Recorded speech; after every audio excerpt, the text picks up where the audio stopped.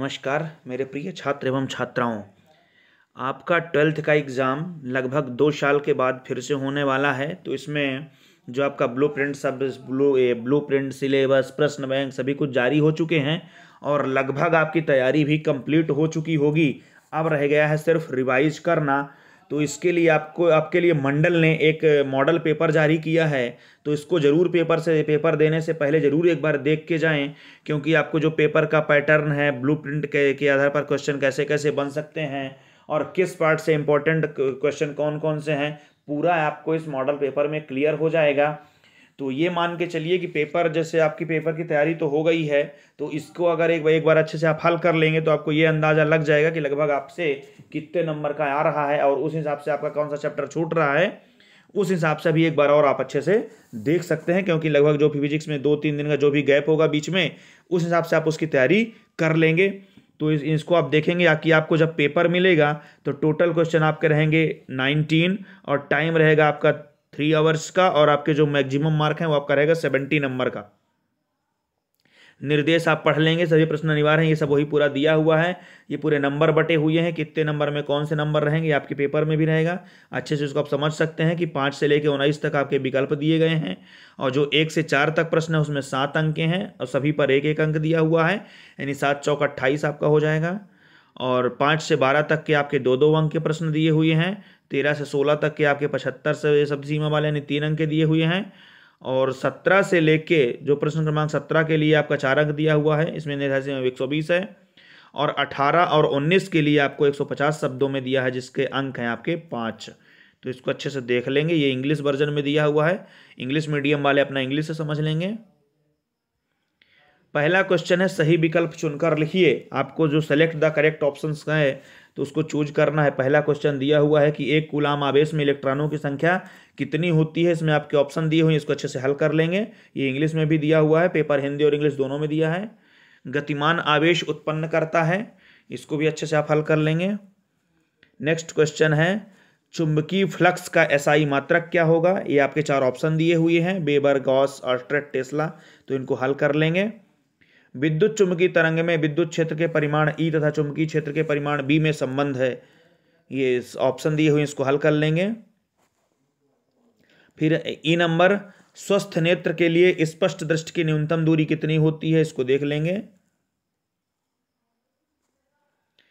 फिर फा में है समपोषी व्यतिकरण के लिए दोनों तरंगों के बीच कलांतर होना चाहिए। ये आपके ऑप्शन दिए हैं, इसको हल कर लेंगे।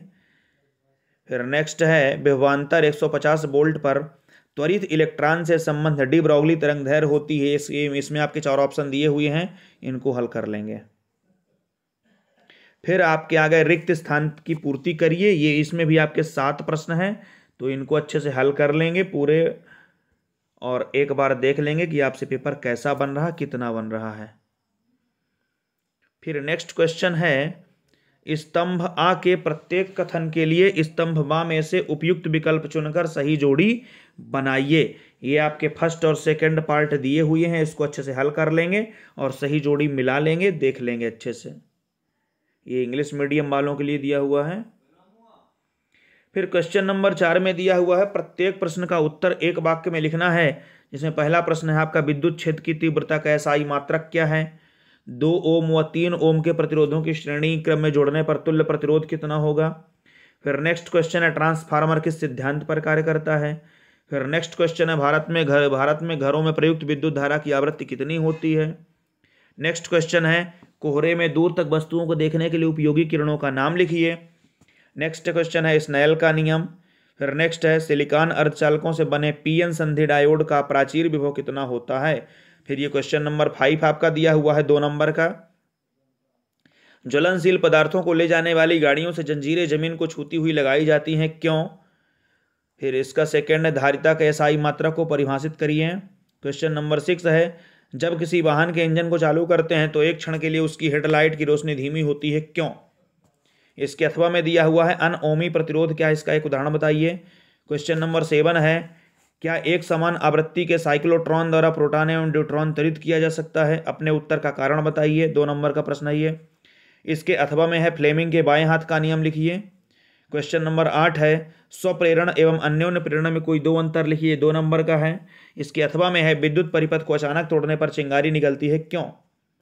क्वेश्चन नंबर 9 है, वायु का बुलबुला जल में किस प्रकार व्यवहार करता तथा क्यों? ये 2 नंबर का है। नेक्स्ट है, लेंस के लिए संयुग्मी फोकस को परिभाषित करिए। क्वेश्चन नंबर 10 है, खतरे के सिग्नल लाल होते हैं, क्यों? इसके अथवा में दिया हुआ प्रकाश के व्यतिकरण तथा विवर्तन में कोई दो अंतर लिखिए। क्वेश्चन नंबर 11 है, डी ब्रोगली का कण तरंग सिद्धांत दैनिक जीवन में दृष्टिगोचर नहीं होता, क्यों? इसके अथवा में है, निरोधी विभव को परिभाषित करिए। क्वेश्चन नंबर 12 दिया हुआ है, एक द्विध आधारी सिग्नल 10-10-11 को नॉट गेट पर निवेशित किया जाता है, तो निर्गत सिग्नल क्या होगा? क्वेश्चन नंबर इसके अथवा में है, पी प्रकार के अर्धचालक में धारा प्रवाह की प्रक्रिया को समझाइए। फिर क्वेश्चन नंबर 13 है, विभव मापी तथा वोल्ट मीटर में कोई 3 अंतर लिखिए, 3 नंबर का है। इसके अथवा में है, विशिष्ट प्रतिरोध तथा प्रतिरोध में कोई 3 अंतर। मीटर सेतु की सहायता से किसी तार का ज्ञात प्रतिरोध ज्ञात करने के प्रयोग का वर्णन निम्न बिंदु पर करिए। इसमें 3 पॉइंट दिए हुए हैं, 3 नंबर का है। विद्युत परिपथ, सूत्र की स्थापना और सावधानियां कोई 2 लिखना है आपको। ये इंग्लिश मीडियम वालों के लिए हो गया। इसके अथवा में दिया है कि विभव मापी की सहायता से 2 सेलों के विद्युत वाहक बल की तुलना करने के प्रयोग का वर्णन करिए। ये पॉइंट आपको दिए हुए हैं, इसी पॉइंट के आधार पर आपको इसको डिटेल करना है। क्वेश्चन नंबर 15 दिया हुआ, बायो सेवर्ट का नियम लिखिए। इसकी सहायता से धारा के साई मात्रक एम्पियर को परिभाषित करिए। इसके अथवा में दिया हुआ, वृत्ताकार धारावाही कुंडली में बहने वाली धारा के कारण उसके केंद्र पर उत्पन्न चुंबकीय क्षेत्र की तीव्रता के लिए व्यंजक बताइए। क्वेश्चन नंबर 16 है कि एक लेंस की क्षमता -2.5 d है, तो लेंस की प्रकृति तथा फोकस दूरी ज्ञात करिए। ये भी 3 नंबर का प्रश्न है आपका। इसके अथवा में है, वायु के सापेक्ष कांच का वर्तनांक 3/2 है, तो कांच वायु के जोड़े के लिए क्रांतिक कोण ज्ञात करिए। क्वेश्चन नंबर 17 दिया हुआ है, दिष्टकारी किसे कहते हैं? पीएन संधि डायोड को पूर्ण तरंग दिष्टकारी के रूप में उपयोग का वर्णन निम्न शीर्षकों में कीजिए। परिपथ का नामांकित रेखा चित्र, और इसके दूसरे में है, निवेशी तथा निर्गत विभव का समय के साथ परिवर्तन आरेख। इसके अथवा में है, ए एन डी एंड और गेट को लॉजिक प्रतीक बुलियन व्यंजक तुल्य परिपथ सत्य सारणी बनाइए। क्वेश्चन नंबर 18 में दिया हुआ है, किसी विद्युत द्विध्रुव की निरक्षीय स्थिति में किसी बिंदु पर विद्युत क्षेत्र की तीव्रता के लिए व्यंजक बताइए। क्वेश्चन नंबर 5 में है ये। इसके अथवा में दिया हुआ है, आंशिक रूप से परावैद्युत पदार्थ की उपस्थिति में समांतर प्लेट संधारित्र की धारिता के लिए व्यंजक बताइए। क्वेश्चन नंबर 19 दिया हुआ है, श्रेणी LCR परिपथ के लिए निम्नलिखित की गणना करिए। परिणामी विभवांतर, परिपथ की प्रतिबाधा, परिणामी वोल्टेज, धारा के मध्य कलांतर। इसके अथवा में दिया हुआ है, 2 लंबी धारावाही परिनालिकाओं के अन्योन्य प्रेरकत्व के लिए व्यंजक प्राप्त करिए तथा इसे प्रभावित करने वाले कारक बताइए। ये भी आपका 5 नंबर का प्रश्न है, तो इनको अच्छे से हल कर लें और ज़्यादा से ज़्यादा लोगों को शेयर कर दें और अच्छे से इसको कवर करके जाएं। बहुत बहुत धन्यवाद। Again wish you best of luck.